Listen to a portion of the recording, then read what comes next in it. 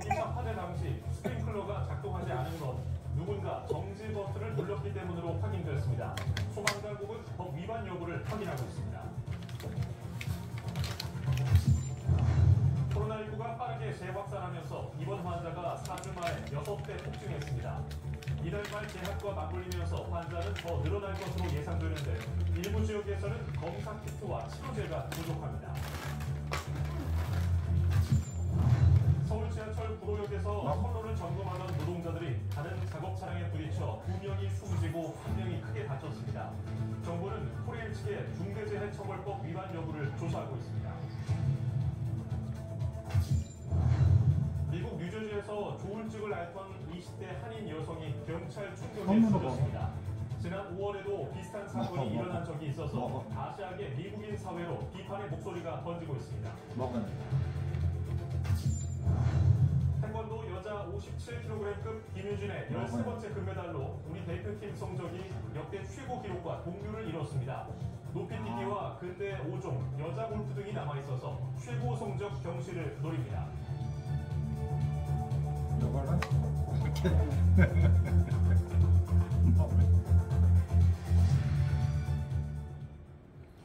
오늘도 30도 넘는 무더위가 이어지고 있습니다. 주말에도 밤낮을 가리지 않는 찜통더위가 예상되는 가운데 서울 열대야 연속 일수는 20일을 넘어갈 것으로 보입니다. 취재 기자 연결합니다. 장하영 기자. 네, 과학기상부입니다. 네, 폭염 기세가 꺾이지 않는군요. 네, 오늘도 무척 덥습니다. 전국 대부분의 폭염 기세가 이어지고요. 경기 양평 부천면은 오후 4시쯤 38도를 찍었습니다. 강원도 정선이 36.5도, 경남 밀양이 36도를 기록하고 있습니다. 최강원도도 전국적으로 35도 안팎으로 올라 매우 무덥습니다. 강원도 홍천 등 일부 지역에 소나기가 내리면서 일시적으로 기온이 내려가기도 했는데요. 소나기가 그친 뒤에는 습도가 높은 상태에서 다시 기온이 올라 무덥겠습니다. 온도와 습도 모두 높아 어제까지 온열 질환자 2,077명이 발생한 가운데 19명이 숨진 걸로 집계됐습니다. 예, 이번 더위는 8월 중순을 지나서도 이어질 것으로 전망이 된다고요? 네, 14일이 말복입니다. 원래 이 시기가 지나면 더위가 꺾이곤 했는데요. 올해는 무척 더웠던 2018년처럼 8월 중순 이후에도 더위가 지속할 걸로 기상청이 전망했습니다. 이번 주말에도 티베트 고기압과 북태평양 고기압이 세력을 강화하고 서해상에 수증기가 유입되면서 낮 동안 폭염이 지속하고 열대야도 여전하겠습니다. 서울에는 19일 연속 열대야가 진행 중입니다. 지금까지 가장 긴 열대야는 2018년에 26일이었는데요. 기상청 전망처럼 광복절 이후까지 계속 덥다면 역대 1위 기록도 갈아치울 수 있을 걸로 보입니다. 1년 내 열대야 일수 기록도 살펴보겠습니다. 지금까지 가장 많은 열대야는 1994년 여름에 36일이었습니다. 작년과 재작년도 5위권에 자리한 가운데 올해 열대야 일수가 이미 22일을 기록 중입니다.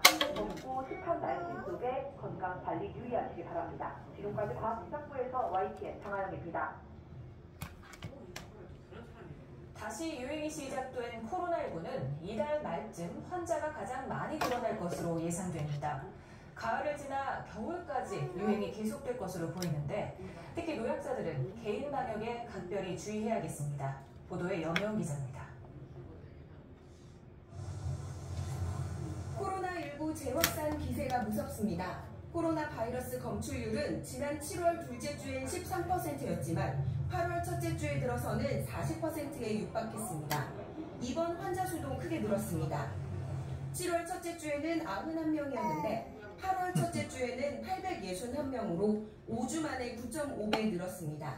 불과 일주일 전과 비교해봐도 1.8배 많습니다. 나이로 보면 65세 이상 환자가 65.2%로 가장 많고 50세에서 64세까지가 18%로 뒤를 이었습니다. 예상치 못한 재확산세에 일부 지역에선 자가검사 키트와 치료제 부족 현상이 나타나고 있습니다. 정부는 8월 첫째 주부터 치료제 공급 주기를 주 1회에서 2회로 늘리고 이번 달 안에 500만 개 이상의 자가검사 키트를 공급하겠다고 밝혔습니다. 정부는 의료공백 사태에도 코로나 환자들이 병원 치료를 받는 데는 차질이 없다고 밝혔습니다. 문제는 환자 숫자가 앞으로 더 늘어날 걸로 예상된다는 점입니다. 그동안의 코로나 유행 주기를 보면 봄, 여름에 주춤했다가 더위가 꺾이고 학생들이 개학하는 8월 말부터 급속도로 확산했습니다. 8월, 9월 요 시점에 다시 증가하기 시작하거든요. 그리고 요 시기가 지나서 가을 되면 다시 감소했다가 동절기에 다시 증가하는 패턴. 이런 패턴들이 과거 2, 3년 동안 묻히고 있거든요. 그래서 2024년과 올해에도 같은 패턴으로 현재 코로나 위기 단계는 가장 낮은 수준인 관심 단계입니다. 전문가들은 아직 위기 단계 격상까지 언급할 수준은 아니라며 손을 잘 씻고 마스크를 쓰는 등의 개인 방역을 강조하고 있습니다. 특히 기저질환이 있는 노령층의 각별한 주의가 필요합니다. 정부는 코로나 바이러스 변이에 효과적인 신규 백신 접종을 오는 10월쯤 시작할 예정이라며 독감 예방주사와 함께 맞을 것을 권고했습니다. YTN 염혜원입니다. 이처럼 코로나19가 다시 무서운 기세로 확산하는데 고위험 환자에게 처방해야 할 치료제 물량이 크게 부족하다는 소식 전해드렸죠. 수도권은 그나마 사정이 나은 편이지만 비수도권 치료제 공급은 더 더뎌서 증상이 심한 환자조차 감기약으로 버티는 실정입니다. 김근우 기자가 현장 목소리 들어봤습니다. 코로나19 치료제를 취급하는 대구의 약국입니다. 이달 들어 매주 70명 넘는 환자가 치료제를 처방받아 이곳을 찾아왔습니다. 재유행이 심각해지면서 한 달 전보다 10배 넘게 환자가 늘었습니다. 하지만 절반 이상은 헛걸음이었습니다. 고위험군 환자에게 처방하는 팍스로비드와 라게브리오 같은 치료제 공급 물량이 부족하기 때문입니다. 우리 집이 장로비를 취급하는 약국인데 그걸 우리가 잘하면 뭐합니까? 이런 사정은 수도권보다 비수도권이 더 열악합니다. 공급 물량이 상대적으로 적어 매주 딱 한 번 들어오는 치료제는 다음날 아침 금세 동납니다. 요새는 공급되는 물량의 한 20분 정도 쓰면은 양이 떨어지니까 그러니까 이제 나머지는 뭐 환자들한테 양이 없습니다. 죄송합니다. 뭐 이런 식으로 이제 넘어가는 거죠. 치료제가 필요한 환자 대부분은 나이가 많은 고위험군. 이들이 무더위 속에 약국을 찾아 곳곳을 떠돌다가 상태가 급격히 나빠질 수도 있습니다. 상당히 고열이 난다거나 거기다가 이제 굉장히 고열염이 있어서 꼭 써야 제 입장에서도 꼭 써야 될 것 같은 분인데 처방을 냈는데 약이 없다는 좀 걱정도 되고 문제가 될 수도 있지 않을까? 질병관리청은 지자체와 함께 물량을 더 공급하고 추가 구매도 추진하겠다고 밝혔습니다. 하지만 이미 여름철 재유행이 현실화해 대처가 늦었다는 비판이 나오는 상황. 상대적으로 공급이 부족한 비수도권을 중심으로 한 대책도 마련해야 대규모 피해를 막을 수 있다는 목소리가 커지고 있습니다. YTN 김근우입니다. 민주당의 잠룡으로 거론되는 김경수 전 경남도지사가 반복적 국권 심사 대상에 오르자 야권은 일제히 늦었지만 환영한다는 메시지를 내놨습니다. 하지만 친명계를 중심으로는 야권 분열을 노린 정략이라는 의심을 지우지 못하고 있는데요. 여당은 협치의 계기가 될 거라며 선을 그었습니다. 손유정 기자입니다. 드루킹 댓글 조작 사건으로 실형을 선고받았던 김경수 전 지사가 복권되면 다가오는 지방선거와 대선부터 출마할 수 있게 됩니다. 정치적 재기가 가능한 건데 현재 독일에 머무르고 있는 김 전 지사는 일단 말을 아끼고 있습니다. 김 전 지사 측은 아직 복권이 확정된 게 아닌 만큼 신중하게 지켜보겠다며 원래 일정대로 연말까지 귀국하지 않을 거라고 전했습니다. 예상치 못한 복권 소식에 야권은 만시지탄이라면서도 일제히 환영의 뜻을 나타냈습니다. 김경수 전 지사가 포함되어 있다면 당연히 환영할 만한 사안이라고 생각합니다. 확정이 된다면 그때 당 차원의 입장 표명이 다시 한번 있을 예정입니다. 특히 지난 총선 이후 숨죽여왔던 친문 비명계는 김 전 지사를 구심점으로 이재명 1급 체제의 변수가 만들어지길 기대하고 있습니다. 친문계 한 의원은 당장인 윤석열 정권에 맞서 힘을 모을 때지만 내년 이후 대선 전국이 본격화되면 세력이 모일 수 있지 않겠느냐고 전망했습니다. 친명계도 일단 김 전 지사 복권 전망을 반겼지만 파장 또한 예의주시하고 있습니다. 당내 여러 대권 후보가 있어야 한다는 게 이재명 전 대표의 평소 소신이라면서도 이재명 체제의 균열을 내고 균열을 촉발하려는 여권의 의도가 깔려있다며 경계했습니다. 하필이면 왜 지금이냐 이거죠. 그러니까 하려면 작년 진작해서 하셨어야죠. 전당대 중에 하는 게 좀 정치적 의도가 있는 거 아니냐 이런 생각이 듭니다. 여당은 그런 시각대로라면 의심의 끝이 없을 거라고 반박하며 협치의 계기로 규정했습니다. 이제 아직 확정은 안 됐습니다만은 그런 복권이 된다면 여야 협치의 중요한 계기는 될 것으로 판단됩니다. 정치권 일각에선 벌써부터 당내 개파 갈등이 재현될 거란 우려의 목소리가 나오는 가운데 김경수 전 지사의 복권이 확정되고 이재명 전 대표의 사법 리스크가 더욱 가시화되면 당내 역학관계에 미칠 파급력은 만만치 않을 거란 전망도 적지 않습니다. YTN 손호정입니다. 방송자나 공방으로 여야 대치가 극심한 국회 과학기술정보 방송통신위원회에서는 공영방송 2사 선임 과정을 추구하기 위한 청문회가 열렸습니다. 야당 의원들은 윤석열 대통령이 방송장악의 핵심이라고 주장하며 목소리를 높였고 여당 의원들은 억지 청문회라며 선임 절차가 정당했다고 맞섰습니다. 이준혁 기자가 보도합니다.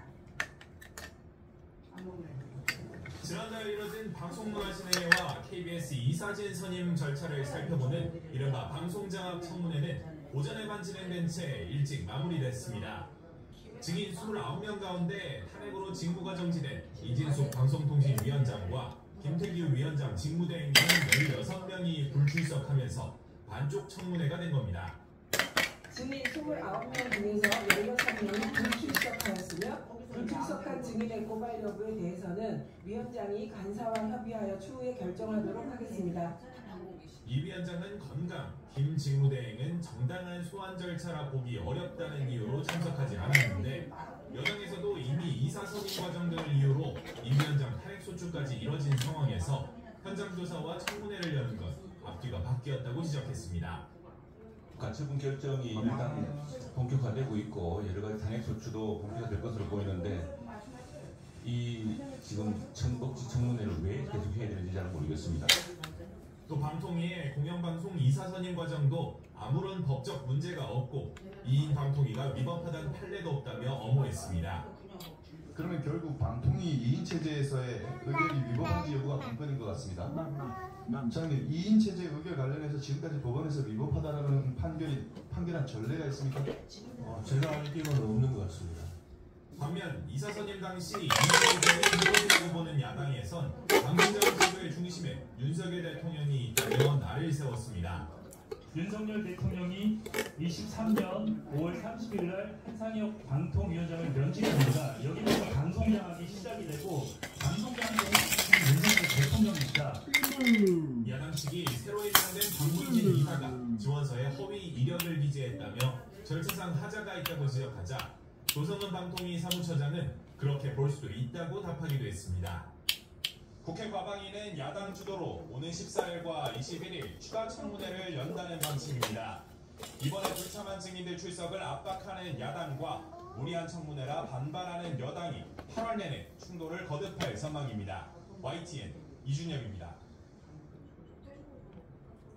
서울 지하철 고로역에서 새벽에 선로 점검을 하던 노동자들이 다른 작업 차량에 부딪혀 숨졌습니다. 피해자들 모두 코레일 직원인데 고용노동부는 중대재해처벌법 위반 여부를 조사하고 있습니다. 신기혜 기자입니다.